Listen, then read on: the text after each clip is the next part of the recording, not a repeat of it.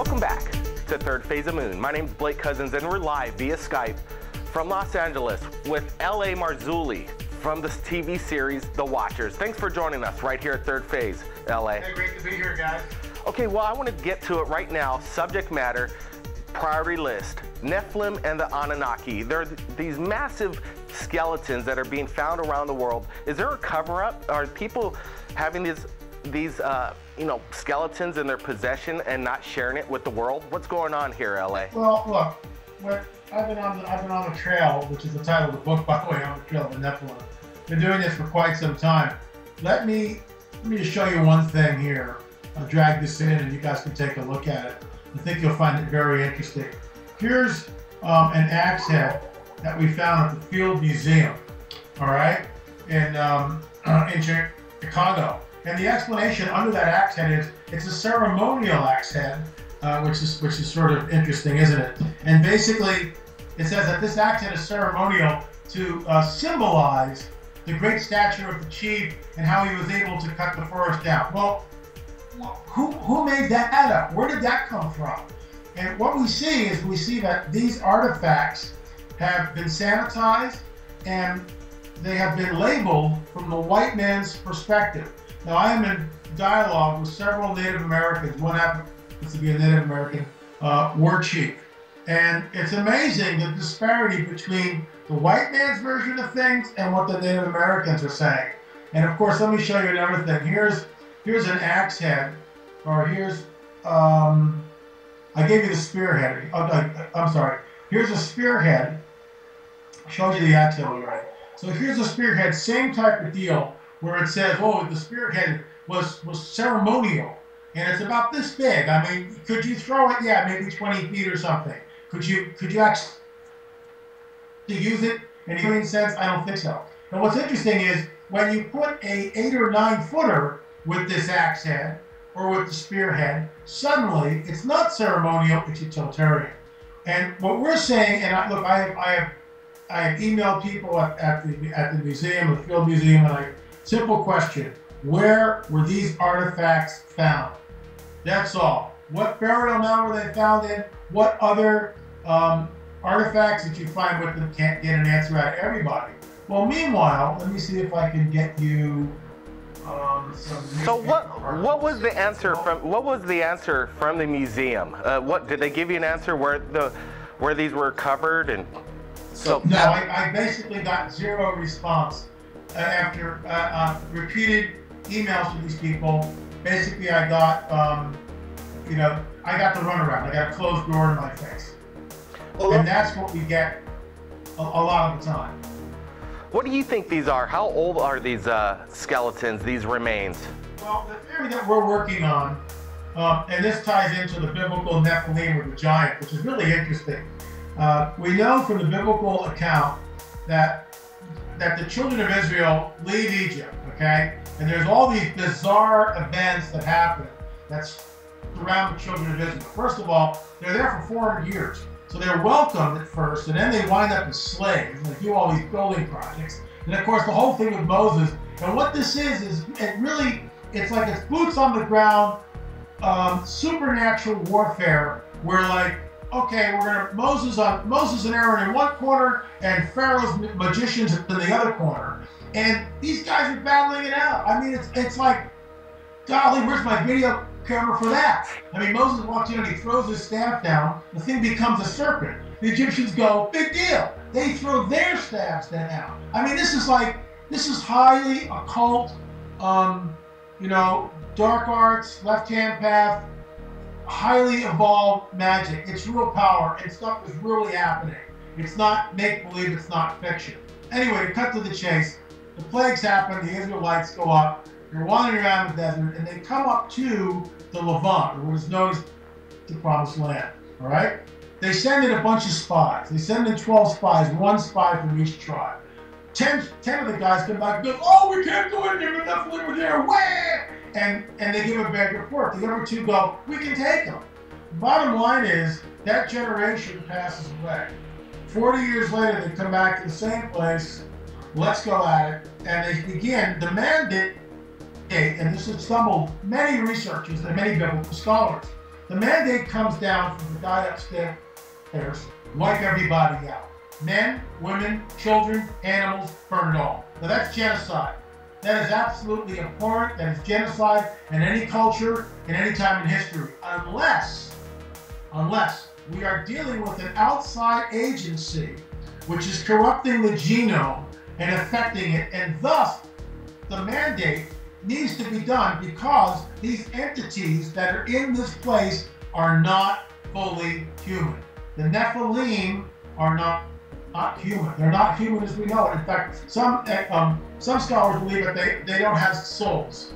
Now, I don't know how all that works. No one does, really. But they're soulless. Yes, they're there, but they're soulless. So, yeah, you call it the Nephilim, and other people call it the Nephilim. My question to you is, what is the largest species found of the Nephilim on the planet, and who owns it now? Well, it really varies. It depends on who you talk to. If you talk to Steve Quayle, he'll tell you that the first incursion, the Nephilim before the flood, were 30, 35 feet tall. Now, I'm in contact.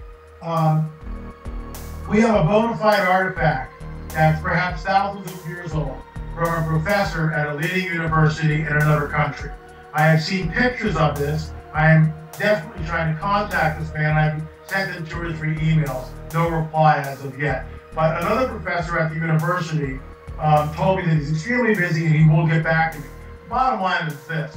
This artifact is a femur bone. And the femur bone is about, it's only a fragment of it. It's about this big, okay? But extrapolate that, a 12-footer would be about this big. It's very, very big. And what he does is he shows this large femur bone and puts the modern-day femur bone from a 6-foot male next to it. Guess what? It's twice the size. If we extrapolate from that, we are looking at a 12-foot individual. That is absolutely huge. What's interesting is we get in the Judaic scriptures, what we would call the Old Testament in the Christian Bible, we get these characters which come on the scene. Og, king of Bashan, which, and depending on which scholar you talk to, between 12 and 15 feet. The guy's huge. Goliath, between 9 and 12 feet. So we have a biblical record of the Nephilim. So getting back, the first incursion before the flood, 30 feet. After that, they seem to get less, or they seem not to be as tall. Now, the reason for this is the human DNA may have been altered. In other words, the text tells us, and this stuff is bizarre, I'll admit this, that men and women lived between 500 and 900 years before the flood. And then this God of the Bible comes back down and shortens the lifespan. It says very specifically, mankind will no longer live this long. 120 years is the max, which is what we see today. So is our DNA changed? Possibly. And is that why we're not getting the giants like we used to? That's why they're only 12 or 15 feet instead of 30 feet? That's just conjecture on my part. So there's this new trailer out with Russell Crowe called Noah. Are you aware of the new film being produced by I am aware, but I have not seen it yet. And so I really can't weigh in on it, but I don't think it deals with the Nephilim at all. I think it leaves that out, which is really unfortunate. Yeah, there's the Passion of the Christ, and now they're coming out with Noah. You know, it looks like an epic movie, but to me, is it realistic? It doesn't seem like there's any case for the Nephilim or these giants, but it does seem like it does have a godly power that's going to start this massive deluge. That it's just not a, you know, rising of the tides. It seems that the whole earth itself is shooting out huge amounts of water, volcanic kind of explosions to flood the earth.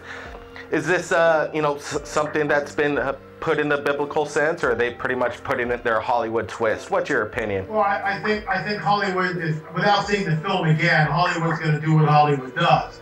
However, and of course, if they negate any reference to the Nephilim, then they miss the whole thrust of the movie, or they actually miss the whole thrust of the text. Unless a person throws in the Nephilim, why is this guy from outside space-time continuum, whom some people call God, I do, why is he destroying everybody on the planet? It just seems like this wrathful vengeance God, my God, yeah, right? And yet, when we plug in the Nephilim, we realize the gene pool has been completely contaminated. And this is what drives me nuts about these kind of movies. Unless they look at the text and really understand what the text says, and the text says very, very clearly, it says that only 6 people or 8 people were somehow genetically not tampered with. And in fact, this God of the Bible says, no, you, your wife, your sons, and your son's wife. That's a vetting process, in my opinion. He's vetting them. He's saying, you guys come on the ark. Everybody else on the planet, we have no idea how many were there, gets wiped out, because not only the humankind is contaminated, but the animal kingdom is also contaminated. In other words, what we see in Greek mythos, fauns and centaurs and minotaurs, may actually have their roots in reality. Those hybrid creatures, those chimeras, may have actually been real. Absolutely fantastic. Unfortunately, we're at the end of the show.